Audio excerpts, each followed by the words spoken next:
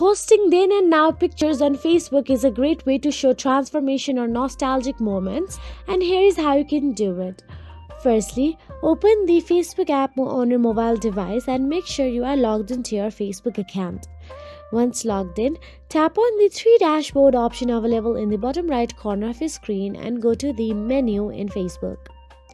Then, tap on the memories on the top. And once you tap on the memories, you can see the templates option available there. Tap on the then and now templates. Now here ensure you have two photos ready, one from the past, the then photo, and one the recent, the now photo.